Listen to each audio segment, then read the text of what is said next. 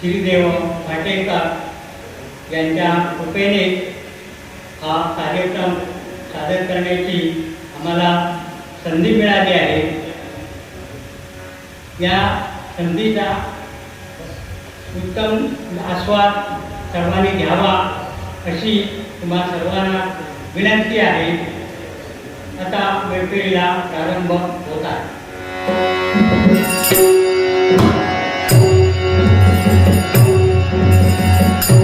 धन्यवाद।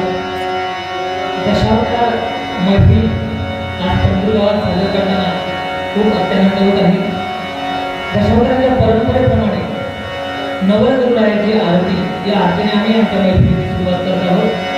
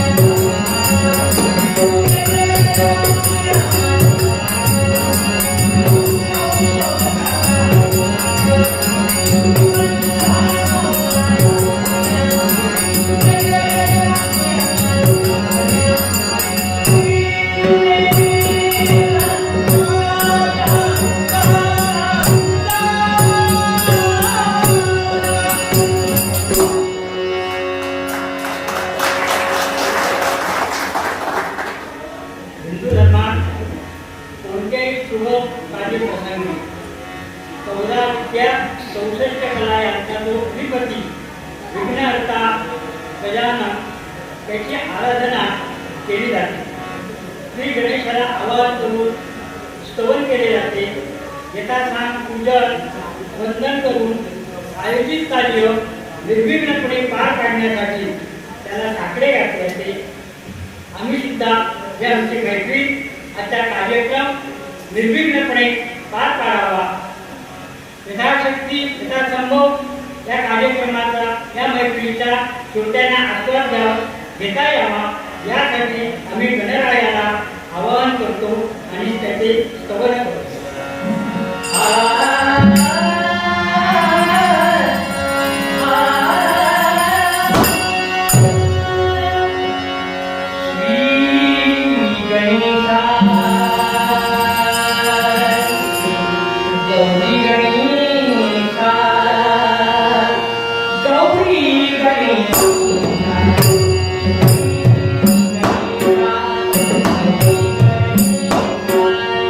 Go!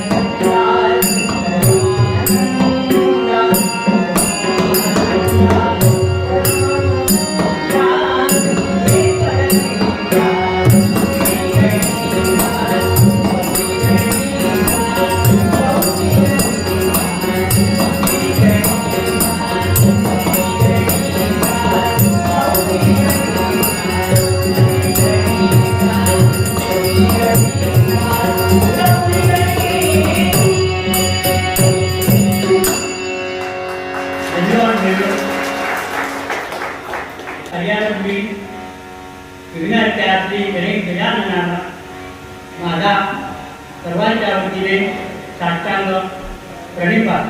त्याच्यावरती नाटका रंगी गणपती आवाहन स्तवन वंदन आणि आरती झाली की त्यानंतर होते ते ठुमरी गायन. ठुमरी हा जो गीत प्रकार आहे तो मूळ हिंदुस्थानी शास्त्रीय संगीतातून आलेला गायक प्रकार आहे. चीज, बंदी, ख्याल या प्रकारचा तो रागदारी गायन कौशल्य प्रकार आहे.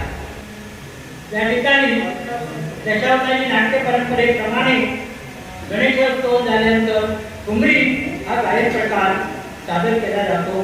रंगमंचावरती प्रत्यक्ष कलावंत येण्यापूर्वी हा ठुमरी गायन प्रकार सादर केला जातो.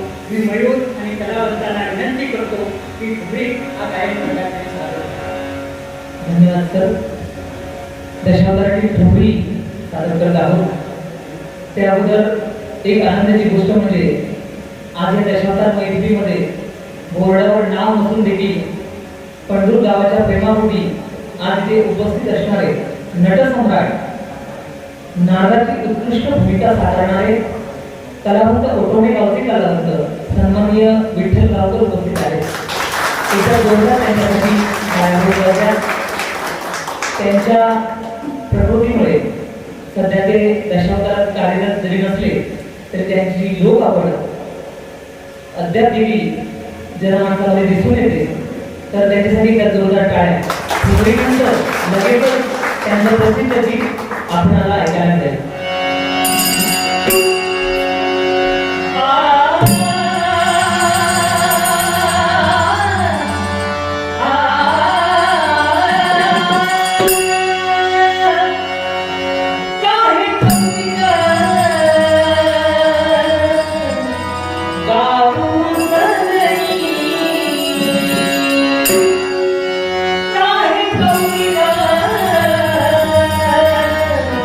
God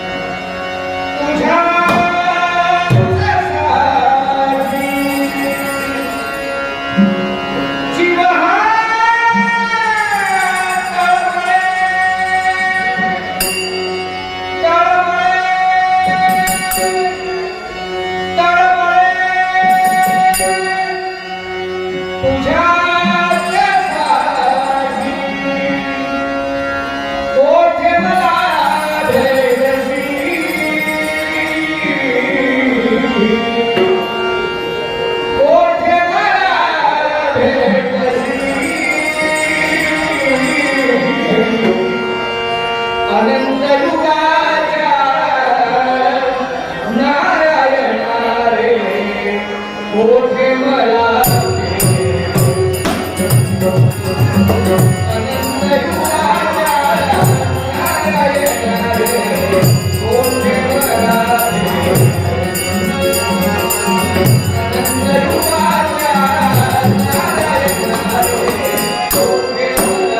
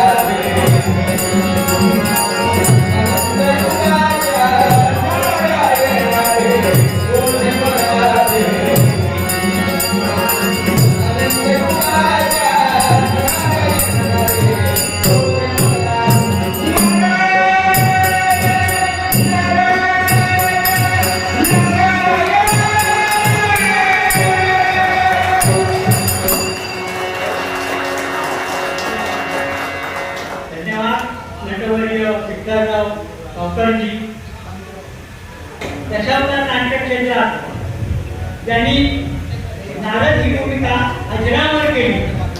ते अनंत बागवे यांच्या मी नारदांच्या काही नाटकामध्ये भूमिका पाहिलेली आहे. तसंच द्रौपदी वस्त्रहरणमध्ये त्यांची द्रौपदीची भूमिका मी पाहिलेली आहे. ते म्हणजे अनेक वर्षाचे जीवलग मित्र होते. पंढुला राहत असताना एक आठवण सांगायला हरकत नाही. मी पंढुला राहत असताना दररोज सकाळी अनंत रूपा अनाबागे माझ्या घरी दूध घ्यायला यायचे. तेव्हा मी त्यांना म्हणत होते, सकाळी दर दिवशी सकाळी प्रातःकाली रामप्रवी मला अनंताचं दर्शन घडतं, म्हणजे श्री विष्णूचं दर्शन घडतं. हे दर्शन मला कित्येक वर्षे अनाबागेचं होते. त्या अनाबागेंना आदर्श मानून ज्या दशावतार क्षेत्रातल्या कित्येक कलावंतांनी नारदाची भूमिका साकारत आहेत. विठ्ठल गावकर हे त्यांचे एक प्रकारे शिष्य आहेत. अनाबागेच्या तोडीने विठ्ठल गावकर प्रकृती असल्यामुळे ते भूमिका करत नाही, पण अनेक नाटकामध्ये विठ्ठलराव गावकरांची मी भूमिका पाहिलेली आहे नारदाची. त्याखेरी ते उत्तम भजनी बुवा आहेत. त्यांनी जी शिडी काढली आहे ती मी अनेक वेळा घरी ऐकत होतो. अशी नारदाची भूमिका करणारे विठ्ठलराव गावकर आज आमच्या मैत्रिणीला या ठिकाणी उपस्थित झाले. कल्पना जास्त अचानक आज मला फोन आला. मला हा अमृत सिद्धी योग वाटतो आहे. विठ्ठलराव गावकरांच्या या अनुपस्थितीने माझा आनंद द्विगुणित होत आहे. याबद्दल विठ्ठलराव गावकरांना मी मनापासून धन्यवाद देतो. या आजच्या मैत्रिणीमध्ये या कलावंत ग्रंथ आहे. यामध्ये माडकोळ गावचे पुत्र कौशल मिस्त्री हे या ठिकाणी भगवान म्हणून आलेले आहे. खरोखर अनेक हेडेकर दशावतार नाट्यमंडळामध्ये कार्यरत असताना खरोखर त्यांचं जे नाव आहे कौशल हे त्यांनी आपल्या पक्वाद वादनामध्ये सिद्ध केलेलं आहे. त्यांच्या बाजूला बसून झान वादन क्षेत्रातले बाबा माणूस म्हणजे बाबाजी गावकर ही मोठे बघते आहे. हेडेकर मंडळीचं नाट्य पाहताना मला त्यांचं झान वादन तालरक्षण ऐकताना लाभ झालेला आहे. त्या पलीकडे विठ्ठलराव गावकर त्यांचाही परिचय या ठिकाणी झालेला आहे आणि त्यांच्या पलीकडे बसलेले भरत मेस्त्री हे सुद्धा त्याच्यावर नारदाची भूमिका दाखवतात. त्यांच्या अनेक नाटकामध्ये भूमिका नारदाची पाहताना मला आपण त्यांचा आनंद घेता आलेला आहे. वाडी वळवण्याचे ते सुपुत्र आहेत ते या ठिकाणी आले. एकाच वेळी दोन नारद या ठिकाणी उपस्थित झालेले आहेत. आई या मैत्रीचा आनंद द्विगुणित होतोय. याचबरोबर कलावंत जे राहिले आहेत ते म्हणजे पेटी वादक म्हणजे हार्मोनियम वादक, संवादिनी वादक आणि गायक मयूर गवळी. 9 वर्षापूर्वीचा प्रसंग सांगतो. मयूरची माझी ओळख कशी झाली. हळदीचे नेहरू या ठिकाणी 9 वर्षापूर्वी 2016 साली त्याच्यामध्ये नाट्य स्पर्धा होती. 7 कंपन्या होत्या त्यामध्ये आणि मला त्यांच्याकडून परीक्षक म्हणून बोलावणं आलं. अनाबाबांचे पुत्र संतोष बागवे यांच्या मार्फत परीक्षण करावं म्हणून मला संधी आली. तर परीक्षणासाठी गेलो होतो आणि त्या ठिकाणी हेडेकर दशावतार नाट्य मंडळ संचालक वाघावडे यांच्या गणेश दर्शन नावाचं नाटक होतं. ते 7 नाटकात मी परीक्षण केलं. उत्तम नाटकाचं पहिलं पारितोषिक हेडेकर मंडळीच्या गणेश दर्शन नाटकात. उत्कृष्ट हार्मोनियम वादक म्हणून मयूर गवळीला पहिल्या क्रमांकाचं होतं आणि राजपाट म्हणून त्याच नाटकातले काम करणारे होते केशव खांबत. त्यालाही पहिल्या क्रमांकात होती. पहिल्या क्रमांकाची 3 बक्षिसं अन्नपूर्णा कंपनी मंडळाला मिळाली होती. त्या हेडेकर मंडळाला मिळाली तिथे.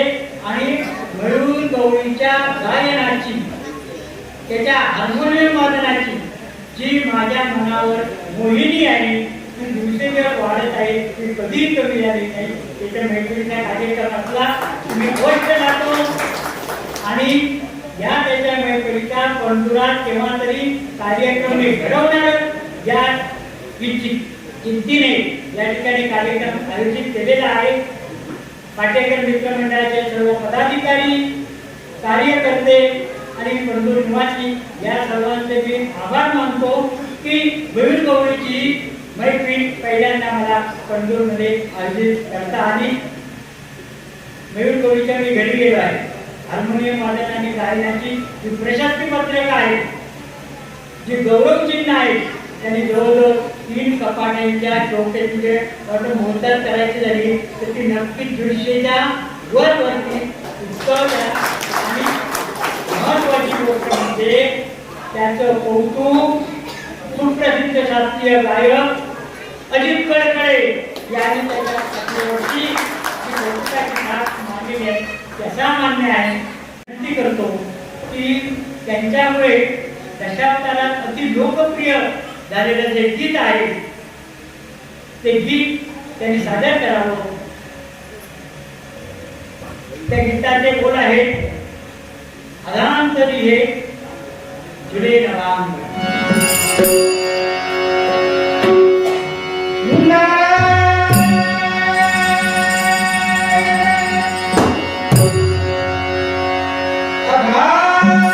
अधांतरी हे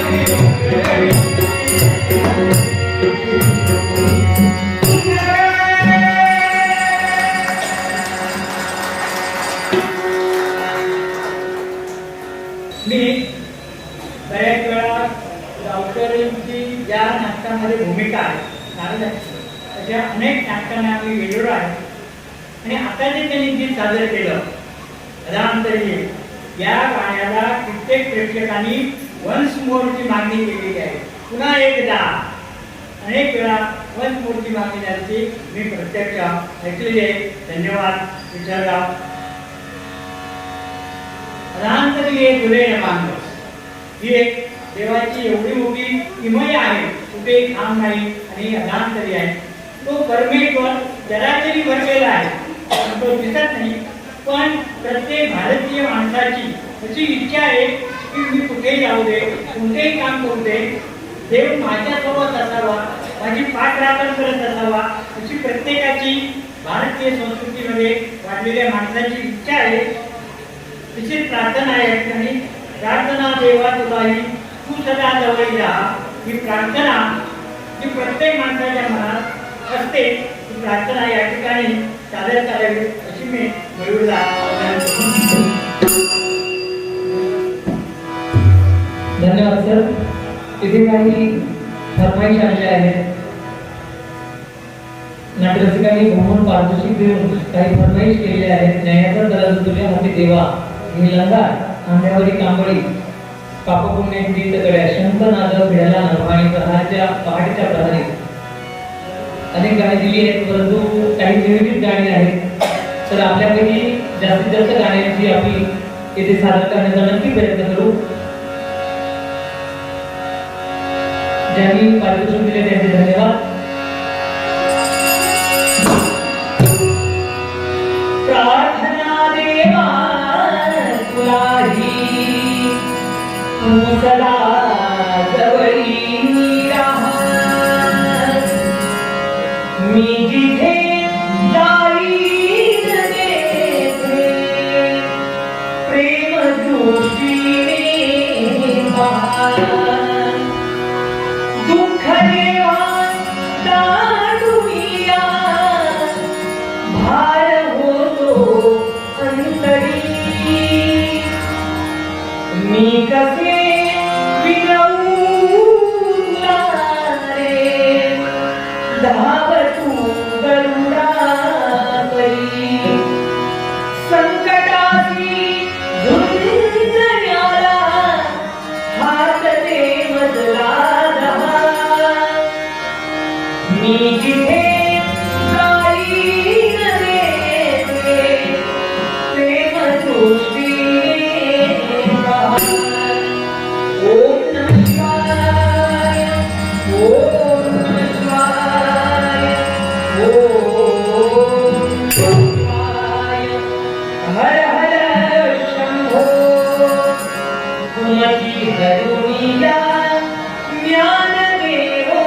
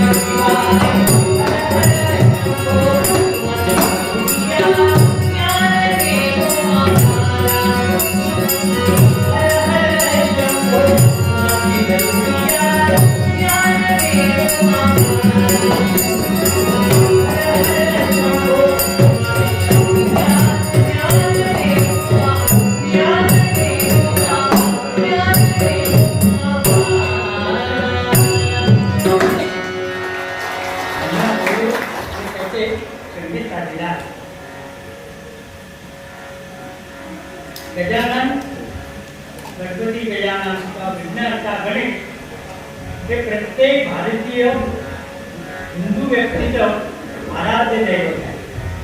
कोणत्याही कामात ती सुरुवात करताना हॅलो. कुमारवे त्याला आळविले जाते.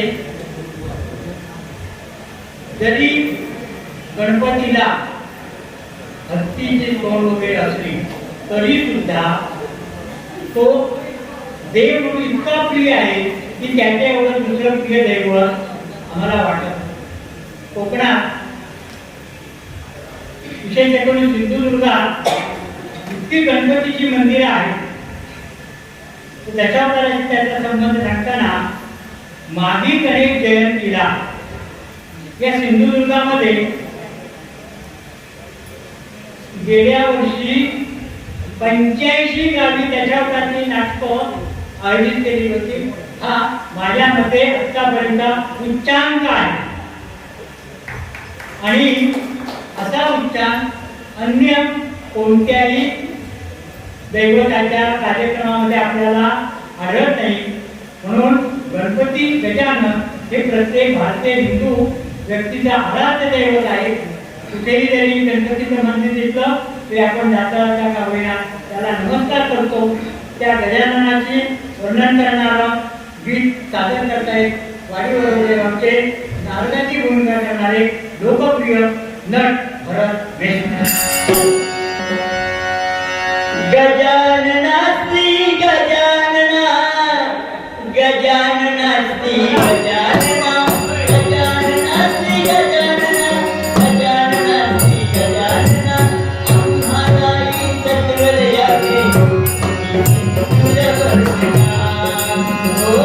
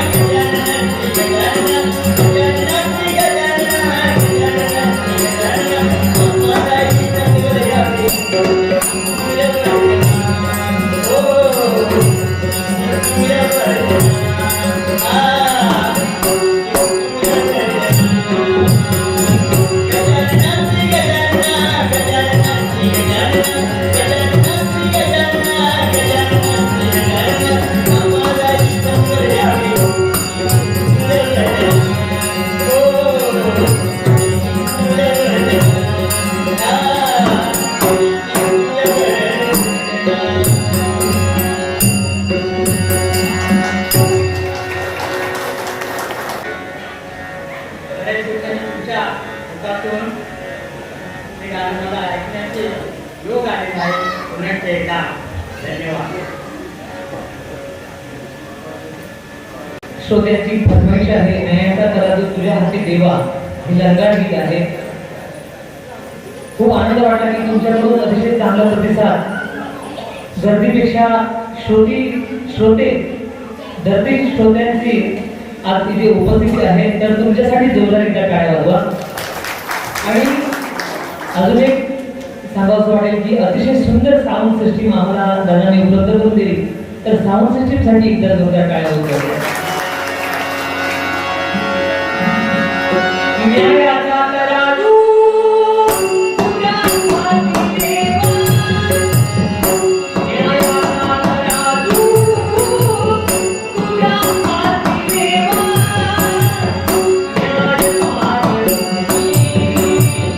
न्याय मला द्यावा, न्याय मागणी, न्याय मला द्यावा, न्यायाचा तराजू तुझ्या हाती देवा, न्यायाचा तराजू तुझ्या हाती देवा, न्याय मागणी, न्याय मला द्यावा. विश्वजिंदाबाद तुझं पितामही, विश्वजिंदाबाद तुझं पितामही, अहोरात्र श्रमतो तुझं धामधारी, अहोरात्र श्रमतो तुझं धामधारी, न्यायाचा तराजू तुझ्या हाती देवा, न्याय मागणी, न्याय मला द्यावा.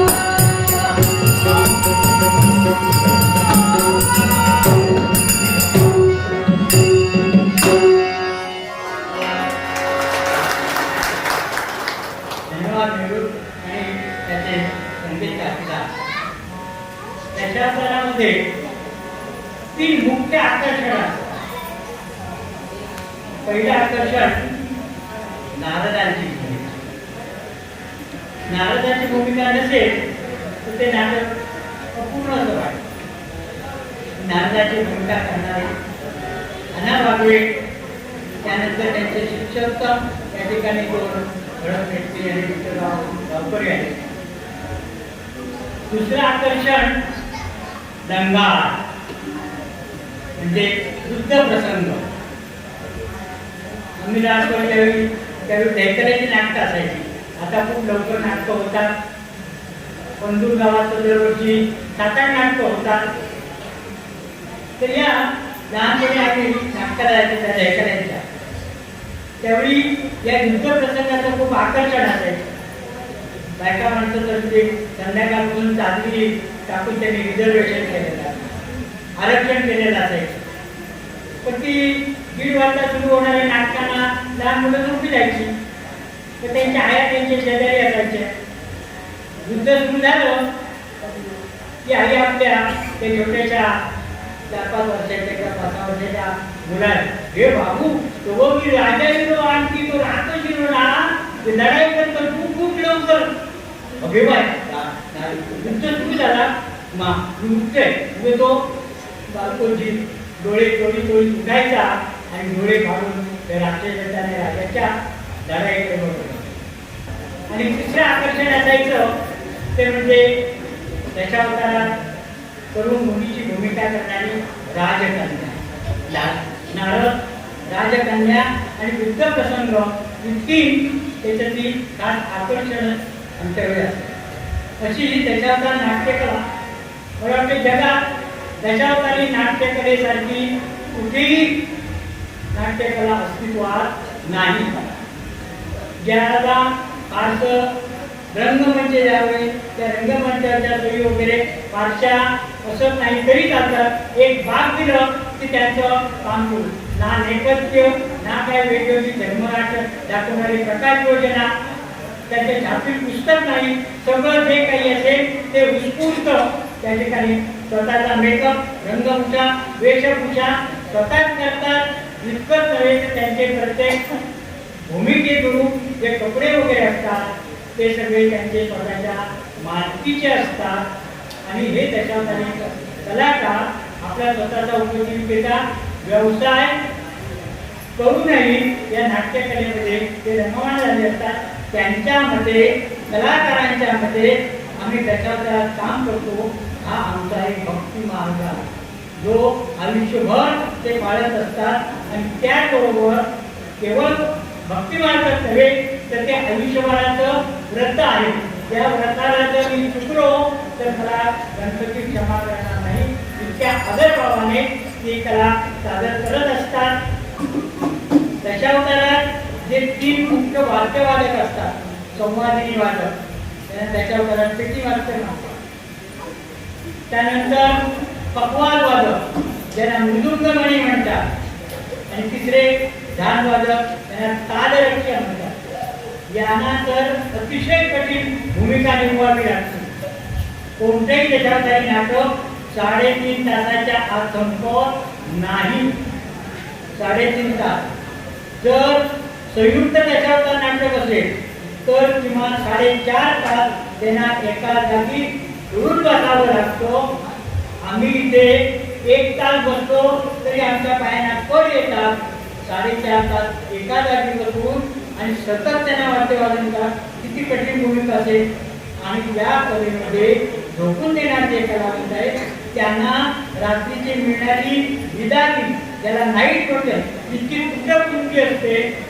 उदाहरणार्थ आपल्याकडे मजुरीला बोलावलं, समजा पाड्या साफ करूचा असतात, रान काढूचा असतात, गव्हात सतेरो एकटा जमा करूचा असतात, तर आपल्याकडे 700 ते 800 रुपये मजुरी देतात. इतकं कमी मानलं त्याच्यापर्यंत तरी पण व्रतस्थ वृत्तीने भक्ती मार्ग म्हणून ही कला अवलंबिणं या कलाकारांसाठी त्रासदायक असेल. तरी पण एक व्रत म्हणून, समाजसेवा म्हणून, देवसेवा म्हणून आयुष्यभर ते करीत असतात. त्यांना द्यावे तेवढे धन्यवाद कमीच आहे. देवाप्रमाणे मी तर त्यांना साष्टांग नमस्कार करतो. राजा हा शिकारीला गेलेला असतो किंवा दरबारात गेलेला असतो. विशेष करून तो राज्याची पाहणी करण्यासाठी कदाचित युद्धावरही गेलेला असेल तर पाहणी करण्यासाठी आपल्या राज्यामध्ये फिरत असेल. आणि बराच वेळ ती राणी आपल्या महालात त्याची वाट बघतो. शिकारीला गेला असेल, एखाद्या युद्धभूमीवर गेला असेल तर कित्येक दिवस त्याची वाट पाहण्यात जाते. आणि राणी त्या ठिकाणी हा जो काही विरह, ज्याला विरह अग्नी म्हटलं जातं, विरहामुळे जीवाची जी तगमग होते त्याला वंगणिक वाटेल, अलंकारिक वाटेल. विरहाच्या आगीमध्ये तडफडणारी, होरपळणारी राणी त्याची जीवाच्या आकांताने वाट पाहत असते. आणि त्या ठिकाणी कदाचित एखाद्या त्या वृक्षावरती एखादं कापूर दिसतो, तिला कबूतर दिसतं किंवा राजा म्हणून दिसला तर त्या पाखराला ती विनवणी करते, दूरदेशी गेलेल्या त्या माझ्या सजनाला, माझ्या पतीला तू लवकरात लवकर घेऊन ये. हे तिच्या मुखात प्रतीक्षा की सादर होते आहे. मी विनंती करतो त्याने प्रतीक्षा की सादर करावं.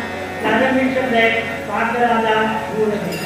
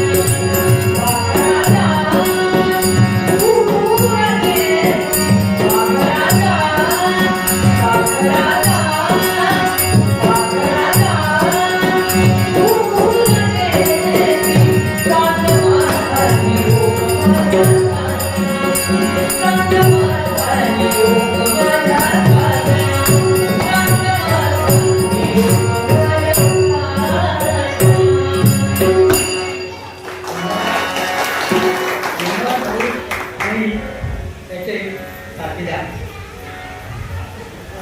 पुन्हा एक आठवण सांगायची वाटते मयूरबद्दल. त्याने अनेक रंगार गीतं त्याच्यावर त्याने नाटकामध्ये उभं केलेले आहे.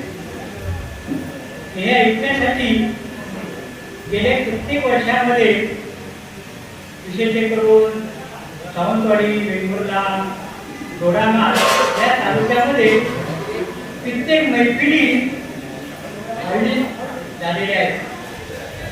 ती मैफिल त्याची पंढरपूरमध्ये व्हावी अशी कित्येक दिवसांची माझी इच्छा होती, ती आज प्रबळ होत आहे. त्याच्या मैफिलीला किती गर्दी होते हे मी प्रत्यक्ष पाहिलेलं आहे. अशी दशावतार कला. तर या ठिकाणी पुढे या दशावतारामध्ये सगळी दैवते येतात. ब्रह्मदेव, शंकर, विष्णू. तर त्यामध्ये शंकर हे जे दैवत आहे ते कोपिष्ठ मानलं जातं. कोपिष्ठ जरी असलं तरी तितकंच ते दयाळू आहे. शंकर त्याचा जो भक्त असतो तो दानव असू दे, देव असू दे, नाही तर मानव असू दे, त्याने भक्ती केली की शंकर प्रसन्न होणार आणि त्याला वरदान देतात. ते पण वरदान देताना ते भोळेशा आपण काय वरदान देतो आहोत या दानवाला, राक्षसाला, ते काय त्यांच्या लक्षात येत नाही. त्यांच्या वरदानाने तो उन्मत्त होतो आणि शेवटी तो सगळ्या मानवाला त्रास देतो आणि सतावून करतो आणि शेवटी तो जो कोणी राक्षस असतो त्याचं पारिपात्र करण्याचं काम विष्णूकडे येतो. हे कोपिष्ठ जरी असले तरी तितके भोळे म्हटल्यामुळे ते कुणालाही वरदान देत असतात. असे ते खरं म्हटलं तर करुणासागरही आहेत. त्यांना त्यांचं जे एकंदर व्यक्तिमत्व असेल खरं म्हणजे शिवशंकर हे वैरागी आहे.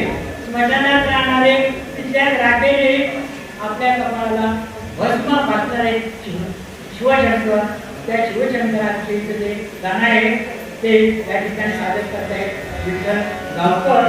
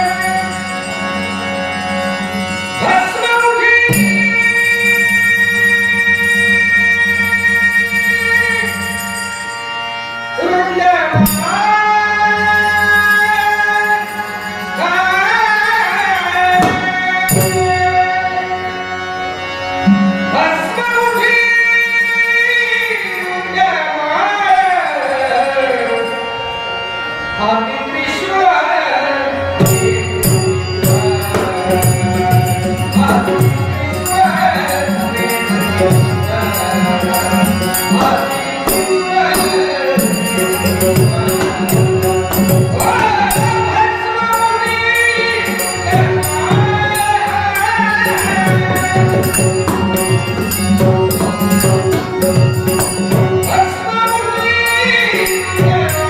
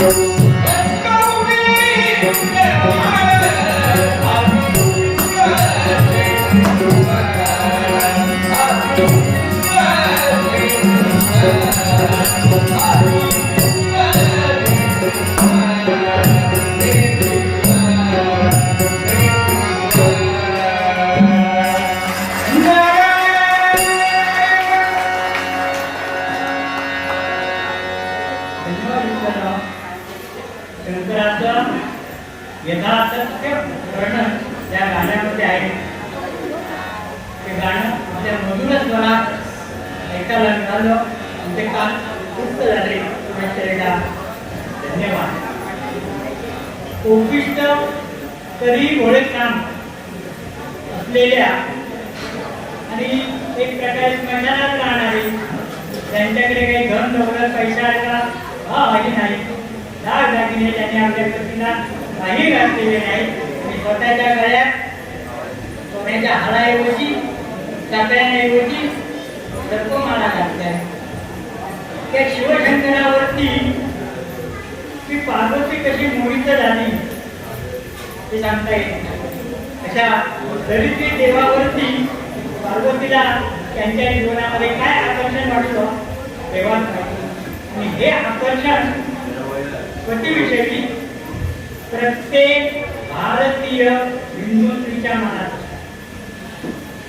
20-25 वर्षे किंवा किमान 20 वर्षे आपल्या प्रिय माहेरी घालवल्यानंतर सगळ्याचा त्याग करून काहीही न घेता वडील त्या घरी पाठवतील, त्या घरी पाठवण्याची आणि एक आपलं आयुष्यभराचं घर आहे म्हणून आपलं सर्वस्व त्या घरासाठी अर्पण करणारी स्त्री फक्त भारतीय घरामध्ये आढळते.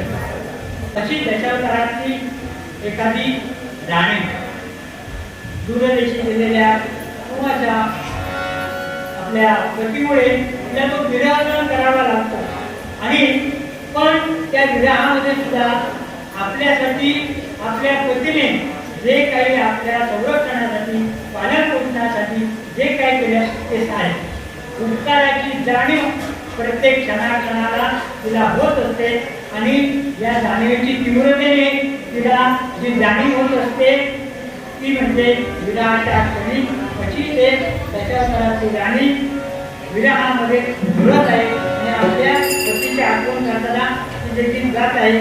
माझ्या मनी प्रियाची बोल आहे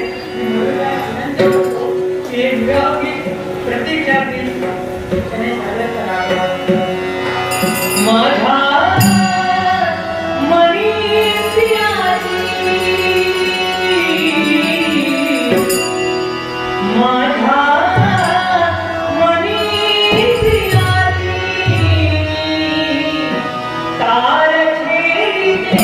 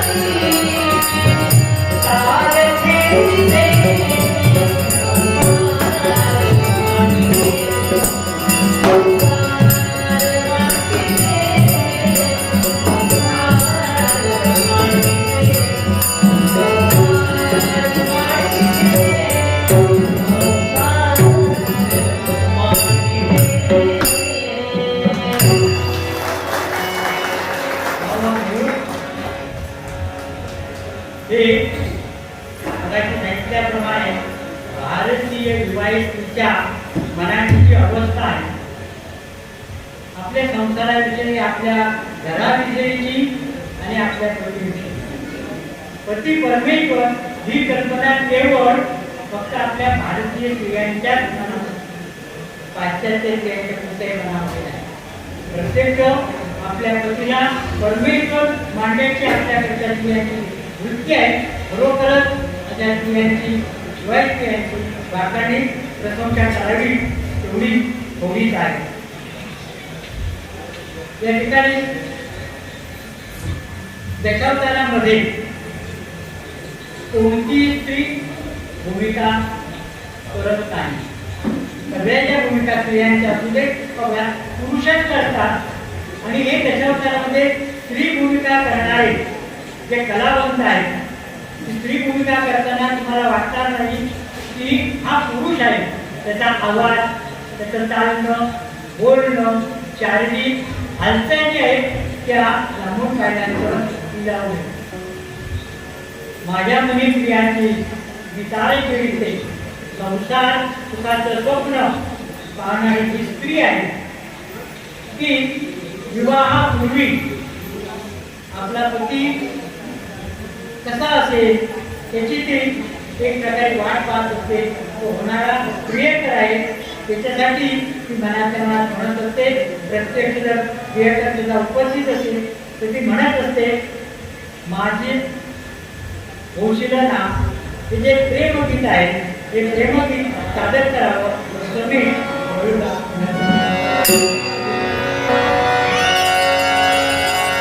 माझी होशील का, होशील का, होशील का, माझी होशील का, होशील का, होशील का, माझी होशील का, होशील का, होशील का. नसेला माहित तुझा तुराग, नसेला माहित तुझा तुराग, रोज तुझा मी स्वप्नी येते, रोज तुझा मी स्वप्नी येते. त्या स्वप्नाच्या आठवणीना, त्या स्वप्नाच्या, त्या स्वप्नाच्या, त्या स्वप्नाच्या आठवणीना ओढा देशील का, होशील का, होशील का, होशील का, होशील का, होशील का, होशील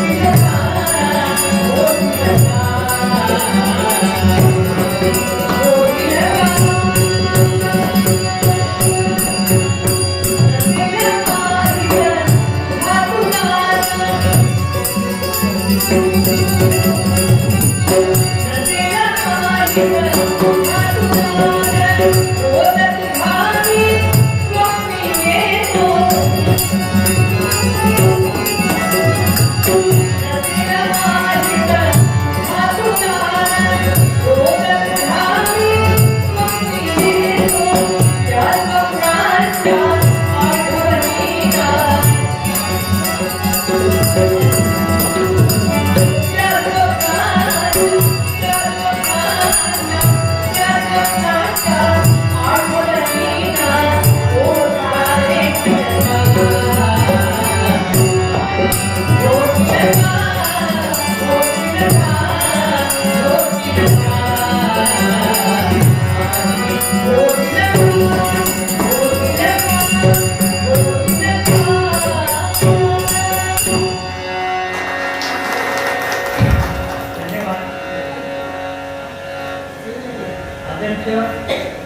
ते तुमच्या मनाचं त्या भावभावनांचं स्वभावाचं वेदांताचे चिंतन करणारं वर्णन मयूर स्वरामध्ये ऐकलं.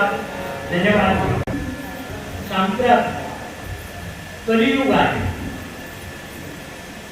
कृत, त्रेता, द्वापार आणि कलियुग अशी ही 4 युग. त्याचं द्वापार युग संपलं, कृष्णाच्या अवताराबरोबर द्वापार युग संपलं आणि सांप्रत कलियुगाला सुरुवात झाली. त्या कलिया नावाप्रमाणे या युगामध्ये आपण पाहतो सर्वत्र कलह सुरू आहे. युद्ध नेहमीच असतात. सध्या तर युद्धाच्या जसे ढग जगभर पसरलेले आहेत आम्ही पाहतो आहोत. हा कलियुगाचा प्रताप आहे आणि या कलियुगामध्ये या कलहामुळे कुणाच्या वाट्याला कोणतं दुःख येईल हे सांगता येत नाही. पुन्हा ही संकट जी येतात ती ज्याची त्याने भोगावी लागतात. कोण वाटेकरी होणार नाही. वाद्यापोळ्याची गोष्ट माहीत आहे. वाद्यापोळ्याने आपल्या कुटुंबासाठी आयुष्यावर पाप केलं, पण त्या पापात त्याची पत्नी आणि मुलं सुद्धा सहभागी होऊ शकत नाही. आजारपणाने येणार एखादा आर्थिक संकट असेल तर मदत करू शकतो म्हणतो, पण आजारीपणासारखे जे दुःख येते ना हे जास्त त्याला भोगावं लागतं. किती जरी घरच्या माणसाने आपण म्हणतो त्याच्या घरच्या माणसाने त्याची खूप सेवा केली ठीक आहे, पण त्या आजारामुळे त्याला ज्या वेदना होत आहेत, यातना होत आहेत, तो काय भोगावा लागतो तो ज्याचा त्याने भोगायचा असतो. आता याच्या पाठीमागे एक संकल्पना आम्ही म्हणतो तिला सज्जन माणूस त्याला या जीवनामध्ये इतके कष्ट यातना कशा काय त्याच्या वाटायला आले. इतका सज्जन मनुष्य एक मार्गी नाता समोर जाणारा मनुष्य त्याच्या वाटायला या यातना काय आले. त्याच्या मागची संकल्पना आपल्या त्याने पूर्वजन्मामध्ये त्याचे नशीब. कृष्णाला विचारलं देवकीने, मला एक तुझ्या जन्मापूर्वी 7 मुलांना जन्म दिला, एवढ्या काळामध्ये मला तुरुंगवास का भोगावा लागला. कृष्णाने उत्तर दिलं, याला तूच कारण आहे, ज्याचं दुःख त्याने भोगायचं. तू मागच्या जन्मी कैकेयी होतीस आणि कैकेयी होऊन तू रामाला 14 वर्ष वनवासात पाठवलं. हे जे काही तुझं कृत्य आहे ना ते तुला या जन्मात भोगावं. या जन्मात आपण कसं घडतो वागतो त्याच्या पूर्वजन्माची या मागच्या जन्मामध्ये जी काही कृत्य केली असतील त्याचे पण या जन्मात मिळतं. सत्कृत्य केली असतील तर त्याचे पण काही वेळा या जन्मात मिळतं. कृष्णाने काही देवकीच्या या प्रश्नाचं उत्तर त्याचं दिलेलं आहे. या अर्थाचं गाणं भविष्याला विनंती करतो सादर करावं. कलियुगात प्रत्येकाचे जीवन कसं भोगावं लागतं, त्याचे त्याने दुःख भोगा मरण आणि वाटेकरी.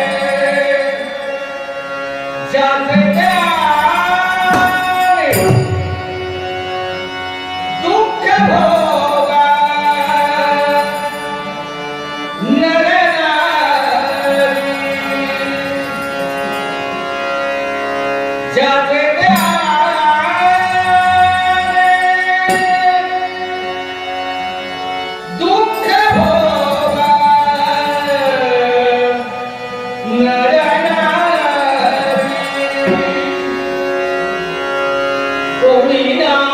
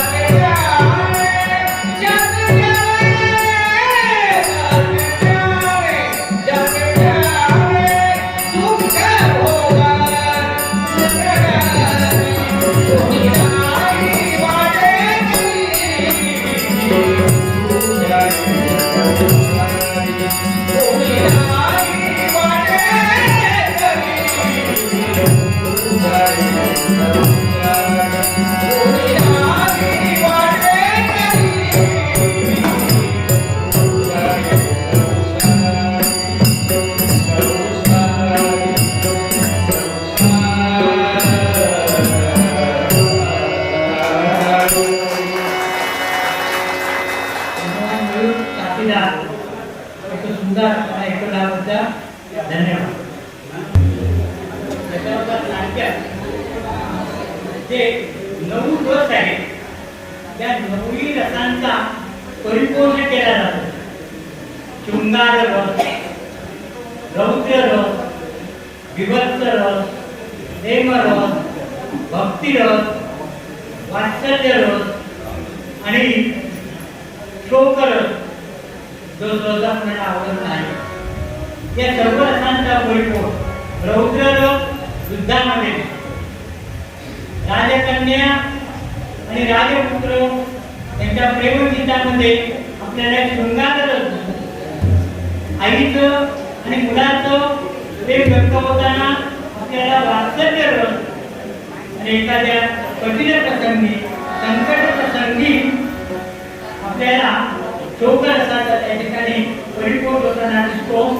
कोणी एकेकाळी असं शोकरस पूर्ण प्रसंग जर रंगमंचावर करत असेल तर बायका माणसांच्या डोळ्यातून घळघळा. विशेष करून हरिश्चंद्र तारामती या नाट्यप्रयोगामध्ये त्यांच्या वाट्याला जे दुःख येतं ते तारामतीच्या शब्दातून, रडण्यातून व्यक्त होताना बायका माणसं अक्षरशः रडत असताना मी पाहिलेले आहे. शोक रसाचं परिपोषण करणारं जे गीत आहे ते सादर करावं असं मी मयूरला विनंती करतो. या गाण्याचे प्रारंभिक बोल आहे या गदागदा हा महा धनशिरा. द्रौपदी वस्त्रहरण नाटकातील द्रौपदी जेव्हा कृष्णाचा धावा करते त्यावेळेस तर हे सरस गीत वापरलं जातं. लाग लाग रहा पाशपहा धननीरा, लाग लाग रहा पाशपहा धननीरा, निपुण कोदयेचा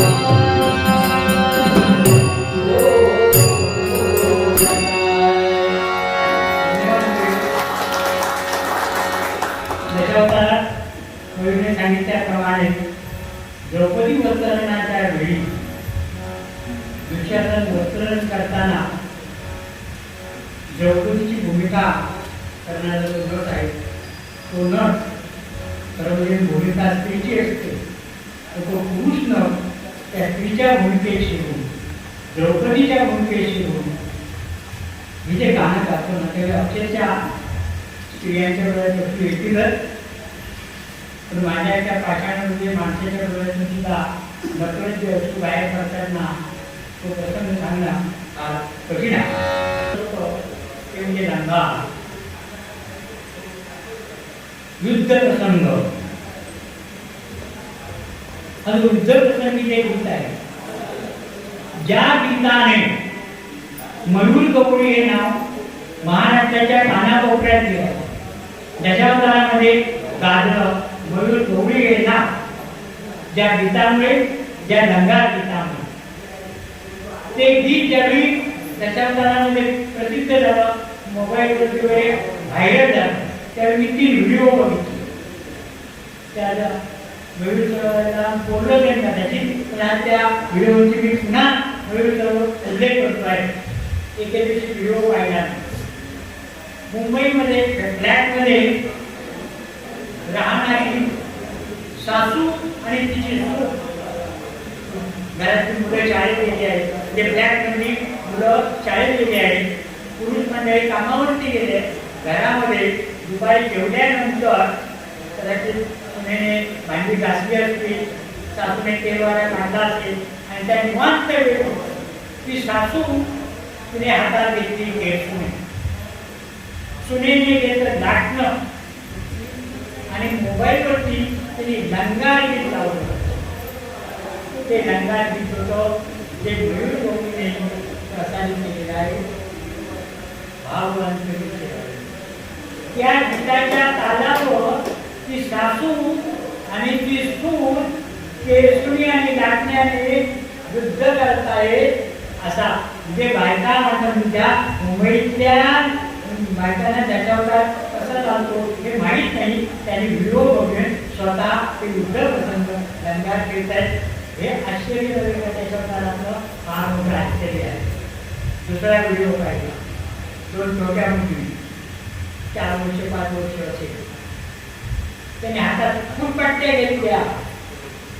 आणि त्या फुटपट्ट्या घेऊन त्या 2 छोट्या मुली लंगार खेळत आहेत गाण्या वगैरे मोबाईलवर भाववान कधीची इतकं म्हणजे माझ्या डोळ्याचं पारणं भेटलं या दशावताराने मला सुद्धा या रंगमंचावर आणलेला तिथे घडण्याचा जो तुम्ही मान दिला ना त्याचं कारण आहे दशावताराचे असं ते भाववंतरीचे हळवे ते पुन्हा एकदा मी विनंती करतो की त्याने प्रसारित केलेलं हे दंगार गीत पुन्हा एकदा सादर करावं मला ऐकावं मलाही त्याचा आनंद घ्यावा तुम्हाला घ्यावा मी त्याला विनंती करतो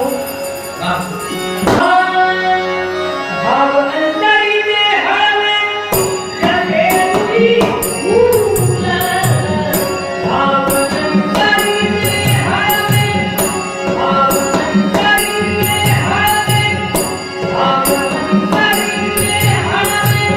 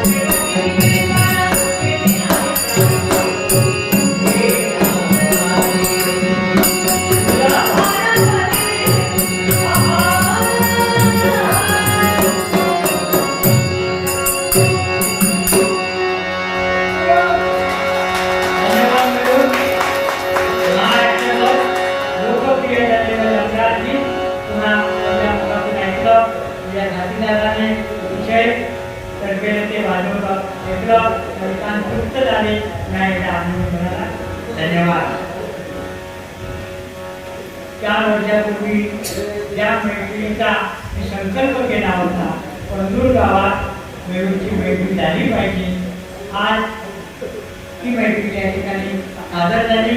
त्याबद्दल मला खूप आनंद होत आहे. तो संकल्प माझा पुरा झाला. त्या मैत्रीचा आपण आनंद लुटला, भरभरून दाद दिला, प्रतिसाद दिला, याबद्दल सर्व श्रोत्यांचे मी आभार मानतो. धन्यवाद. नक्की आपलं समोर आम्ही परत एकदा आपल्यासाठी नक्की म्हणू. या गाण्यानंतर भरवी ह्या दशावतार मैत्रिणीची सांगता होईल.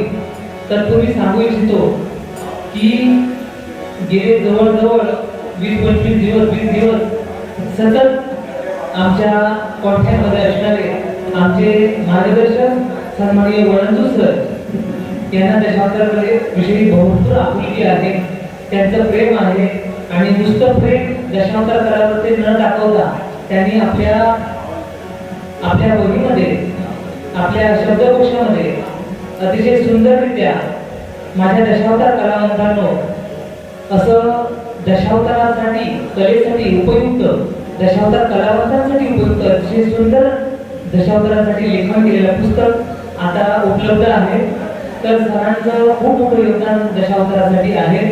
आपल्या या मैत्रीमध्ये आवर्जून उपस्थित असणारे नटवणे नटसम्राट सन्माननीय कोटवणे गावचे सुपुत्र विठ्ठलजी गावकर यांनी देखील आपल्याला मंत्रमुग्ध करून आपलं गायन, त्यांनी देखील बऱ्याच दिवसांनी गायन करून या पंढूर गावात आपण सर्व श्रोत्यांची मनं जिंकलेली आहे.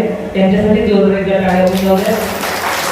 त्याच्या साथीला ह्यानंतर दशावतार नाट्य मंडळातील नारदाची भूमिका करणारे सध्याचे आमचे मित्र भरत मेस्त्री यांच्यासाठी देखील जोरदार टाळ्या. धन्यवाद. माझ्या साईडला बाबाजी गावकर उत्कृष्ट ध्यानवादन दशावतारामध्ये त्यांनी देखील भरपूर कंपन्यांमध्ये काम केलं. आणि आमचे साथीदार म्हणजे आमचे मित्र कौशल मेस्त्री राहणार माळखोल यांचं देखील उत्कृष्ट परफॉर्मन्स आपण ऐकला. धन्यवाद. आणि अजून एक व्यक्तीचे आवर्जून आभार मानावे असे वाटते, ते म्हणजे आम्हाला सर्वांना स्वादिष्ट असं भोजन देऊन आमचे मार्गदर्शक, आमचे सैनिक नागरिक सहकारी पतसंस्थेचे सन्माननीय संचालक श्री श्यामसुंदर सावंत साहेब यांनी देखील आमचं सतत आम्हाला मार्गदर्शन असतं, त्यांचे देखील मी मनपूर्वक आभार मानतो. आणि भावंत्रीच्या हळवे या लंकार गीतानं या मैत्रिणीची सांगता करतो.